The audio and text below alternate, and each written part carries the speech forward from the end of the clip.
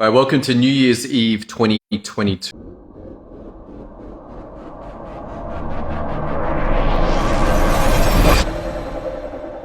My name's Tom Rolley for Graduate Medicine, and interesting, just come down to this shed that's been built on my property. I'm going to turn around the camera and we can have a look and see what's been going on. So this is a 6x12 shed, originally thought to be used for running practice out of, but I've gone off that idea.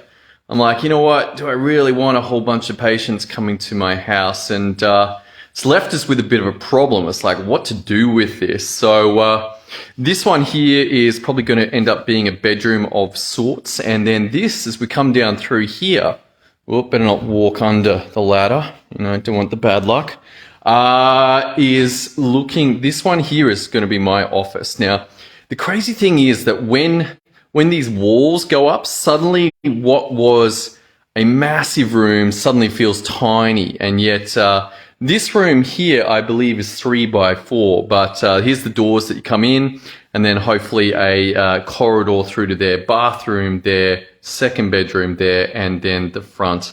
So this is pretty exciting. It's definitely a work in progress. And as I was thinking about this, I was like, well, you know what? Maybe this kind of represents general practice in 2022 as well, a bit of a work in progress.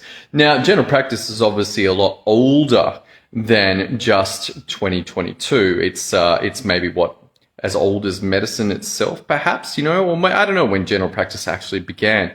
I suppose, like, looking at my medical degree, it's still got Bachelor of Medicine, Bachelor of Surgery, but I don't see anyone signing up as an intern to go and become a surgeon these days. And yet, probably back in the day, it was that literal see one, do one, teach one, where people would watch an appendectomy and then immediately be doing it. But obviously, with medico-legal laws of Australia right now, that's not going to happen anytime soon.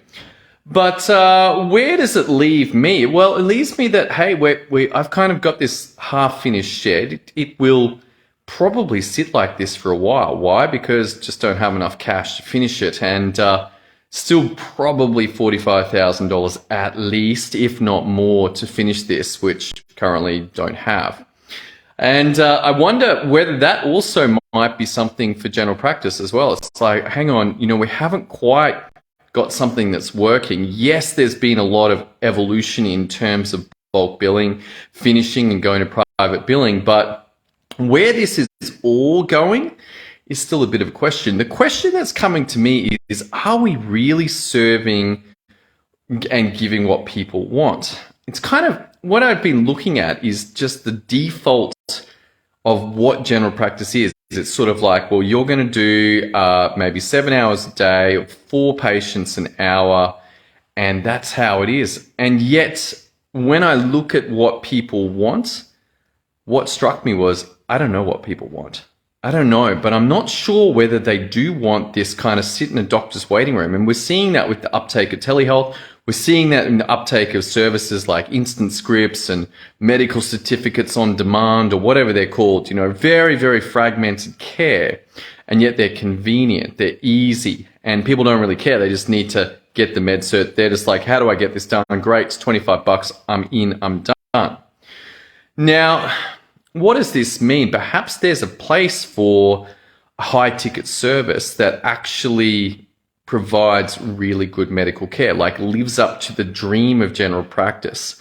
We're kind of hinting that over the last couple of episodes of like, well, maybe there are some people who are willing to pay for preventative health, who are willing to pay for services to be delivered at a very high quality level, and to make sure that everything gets done. Now, the interesting thing for me is that this takes a level of system orientation that we just don't have. Right now, the vast majority of us, presumably you, perhaps you're not doing this, perhaps you have something else going on, but you're taking notes as the consult goes along.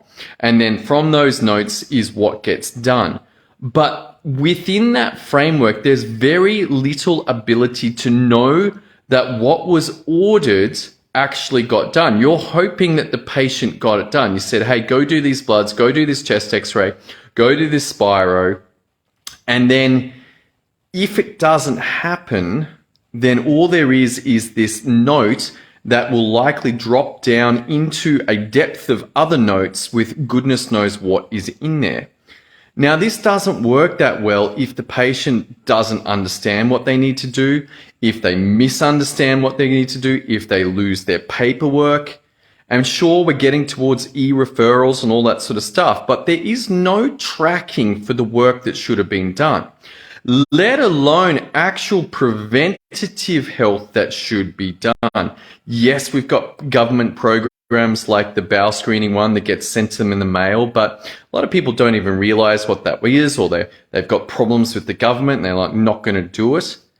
But this overall, let's call it project management of patients, is extraordinarily poorly done.